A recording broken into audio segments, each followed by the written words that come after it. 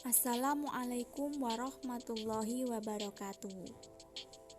Sebelum mengawali pembelajaran hari ini, marilah kita berdoa terlebih dahulu. Bismillahirrohmanirrohim. Apa kabar anak-anak hebat? Alhamdulillah sehat semua ya. Kenapa ya kita bisa bertahan hidup dan beraktivitas? Ada yang tahu? Ya, karena ada makanan dan minuman masuk ke dalam tubuh. Bagaimana cara tubuh kita mengolah makanan? Pembelajaran hari ini kita akan membahas tentang cara tubuh mengolah makanan. Sebelumnya kalian siapkan dulu buku pena dan buku tulis guna untuk menambahkan materi-materi yang belum ada di dalam buku pena. Buka buku pena halaman 150 tentang sistem pencernaan. Sistem pencernaan terdiri dari mulut, kerongkongan, lambung, usus halus, usus besar, dan anus, di mana semua organ itu merupakan satu kesatuan yang tidak bisa dipisahkan. Fungsi utama dari sistem pencernaan yaitu sebagai pencerna nutrisi untuk tubuh kita. Pertama, kita akan membahas pencernaan hewan. Hewan yang pertama yaitu serangga. Nah, pencernaan serangga itu dimulai dari mulut. Di dalam mulut makanan dikunyah, kemudian masuk ke esofagus. Di esofagus kemudian dilanjutkan ke tembolok sebagai penyimpanan sementara. Dari tembolok masuk ke empedal sebagai lambung pengunyah.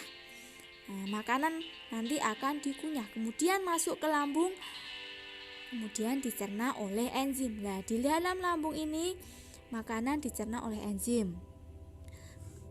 Kemudian masuk ke dalam usus, diserap oleh tubuh yang akan digunakan untuk proses metabolisme. Kemudian sisa-sisa makanan yang tidak berguna bagi tubuh akan dibuang melalui anus.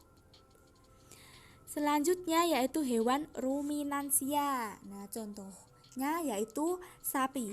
Jadi sapi itu termasuk hewan ruminansia, hewan pemamah biak. Mengapa disebut hewan pemamah biak? Karena mengalami 2 kali proses pencernaan makanan. Yang pertama yaitu mulut, rumen, retikulum, omasum, abomasum, yang terakhir anus. Nah, proses pencernaan hewan ruminansia. Makanan di dalam mulut itu nanti dikunyah oleh gigi. Kemudian setelah dikunyah masuk ke rumen atau perut besar. Dari perut besar ini kemudian masuk ke kerongkongan, akan dicerna oleh bakteri. Nah, kemudian lanjut pada saat istirahat makanan kembali dikunyah. Nah, mengapa disebut hewan ruminansinya? Karena pada saat istirahat makanan kembali dikunyah. Kemudian makanan yang dikunyah masuk ke dalam retikulum atau perut jala. Di sini akan mengalami fermentasi atau penguraian yang dibantu oleh bakteri. Kemudian setelah itu masuk ke dalam omasum atau perut kitab. Jadi setelah retikulum kemudian omasum. Di sini makanan akan dicerna oleh enzim. Kemudian lanjut ke abomasum atau perut masam. Di sini makanan akan diserap sari-sarinya, kemudian dimatikan bakteri-bakteri jahatnya. Kemudian setelah itu makanan yang tidak berguna untuk tubuh dikeluarkan melalui anus. Nah, hewan selanjutnya yaitu Pisces atau ikan. Nah, contohnya ikan yang termasuk kelompok Pisces. Pencernaan dimulai dari mulut, kemudian lanjut ke kerongkongan, selanjutnya masuk ke lambung, kemudian di usus, dan yang terakhir anus. Nah, selanjutnya yaitu amfibi atau contohnya katak. Nah, makanan dari mulut masuk ke kerongkongan, kemudian dilanjutkan di lambung untuk dicerna, kemudian masuk ke usus halus untuk diserap sari-sari makanannya, dan di usus besar untuk dimatikan bakteri jahatnya. Kemudian di usus besar nanti akan ada bakteri untuk pembusukan. Kemudian dikeluarkan melalui kloaka. Jadi di amfibi tempat pengeluaran makanan disebut dengan kloaka.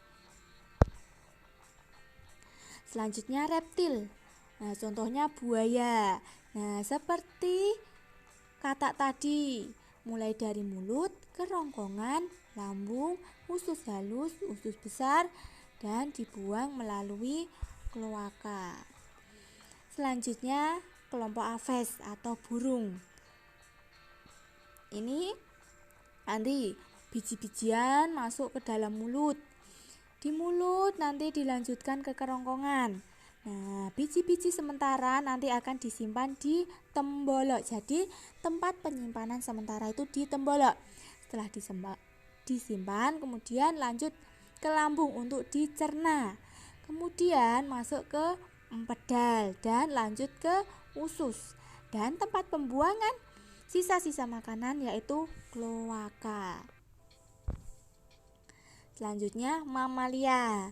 Mamalia ini hampir sama seperti manusia, mulai dari mulut, kerongkongan, lambung, usus halus, usus besar, dan nanti dikeluarkan melalui anus.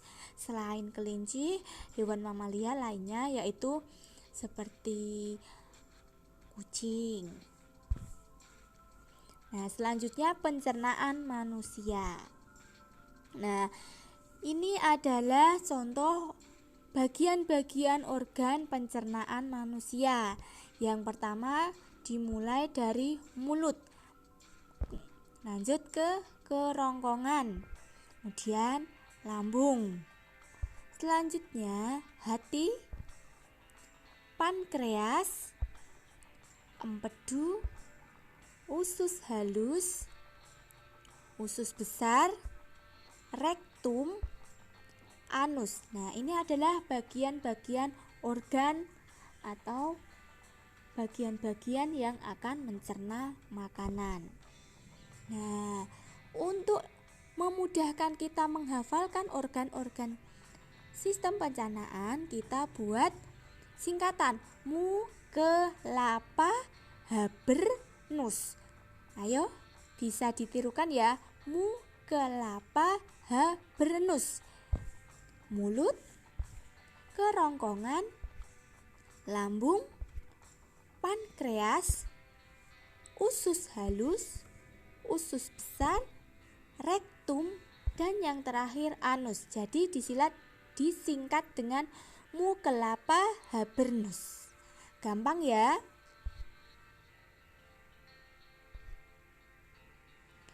Nah, proses makanan dicerna di dalam tubuh manusia yaitu melalui beberapa tahap. Yang pertama, makanan masuk ke dalam mulut, dikunyah oleh gigi, dibantu oleh lidah dan enzim petialin. Enzim petialin itu adalah kelenjar ludah. Kemudian makanan masuk ke kerongkongan, diremas-remas. Nah, proses remas-remas ini disebut dengan gerak peristaltik, membentuk bolus-bolus. Kemudian masuk ke lambung, dicerna oleh enzim. Nah, di sini ada enzim pepsin dan renin serta asam klorida sebagai pembunuh kuman. Jadi makanan yang ada di tubuh itu nanti dibunuh kuman-kumannya oleh asam klorida. Selanjutnya pankreas mengeluarkan enzim lipase, tripsin, amilase yang akan berlanjut ke usus halus. Di dalam usus halus makanan diserap sari-sarinya untuk tubuh.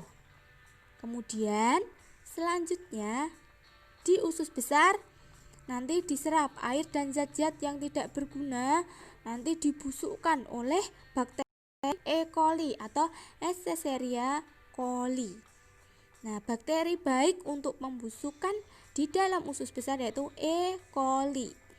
Nah, kemudian sisa makanan yang sudah tidak berguna untuk tubuh dibuang melalui anus. Nah, gangguan-gangguan dalam sistem pencernaan yaitu yang pertama ada diare. Ada yang sudah pernah mengalami diare? Nah, itu buang air besar yang terlalu encer karena makanan yang dikonsumsi terkontaminasi bakteri atau virus. Kedua, gastritis, gangguan di mana dinding lambung mengalami peradangan. Ketiga, konstipasi atau sembelit. Jadi feses kita itu padat, jadi susah untuk dikeluarkan. Selanjutnya, hemoroid atau wasir, pembengkakan yang berada di bagian anus.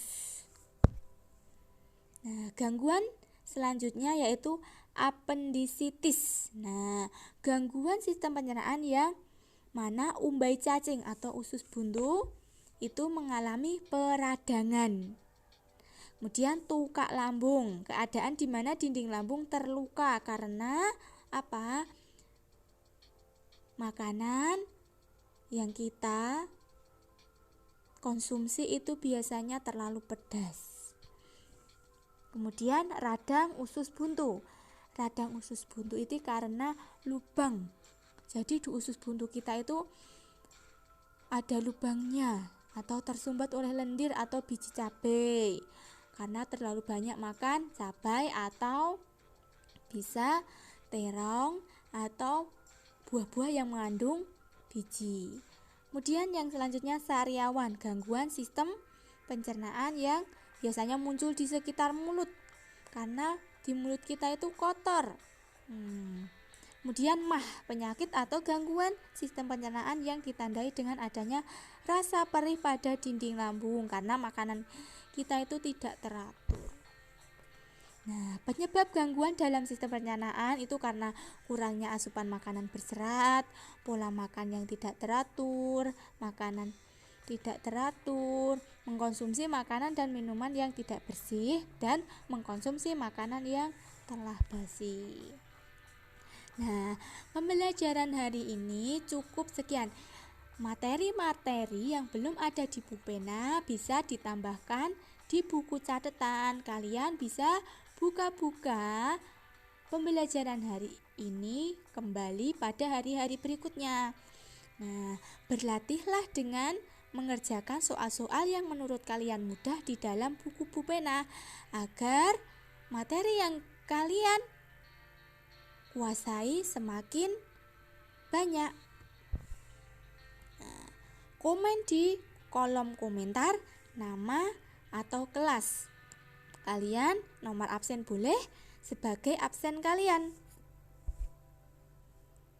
Pembelajaran hari ini sudah selesai. Tetap semangat belajar dari rumah. Jangan lupa sholat dan tetap semangat. Terima kasih. Wassalamualaikum warahmatullahi wabarakatuh.